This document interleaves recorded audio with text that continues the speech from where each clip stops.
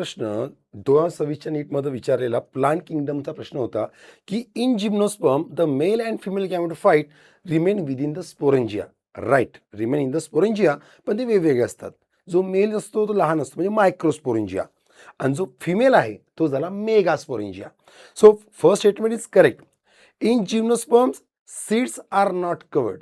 जिम्नोस्पर्म्सला gymnosperm म्हणायचं कारणच ते की जिम्नोचा अर्थच होतो नेकेड म्हणजे उघडा, आणि स्पर्म म्हणजे सीड. जसं की आंब्याची कोय म्हणजे सीड झालं आणि त्याच्यावर त्याचं कव्हर झालं, पण तो मग अँजिओस्पर्म झाला. सायकस सारख्या ठिकाणी तुम्हाला दिसत नाही, आणि त्यामुळे दोन्ही स्टेटमेंट बरोबर आहे. आपलं उत्तर 2 येणार.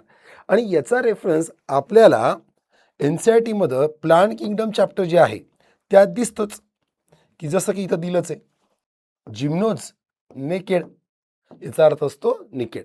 ओके, पण तसं अजून एक बघायला गेलं मग ते वेगवेगळं कसं आहे हे सांगणार त्याच चॅप्टरमध्ये सेकंड पेज होतं, की इथं वेगवेगळ्या याच्या स्पोरेंजियामध्ये असणार आहे.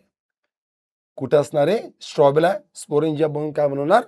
स्ट्रॉबेला बनवणार. म्हणजे आहे इथंच आहे. दोनच पुस्तक करायची आहेत, पण चांगली करायची आहेत. 180 त्यातूनच येणार आहेत.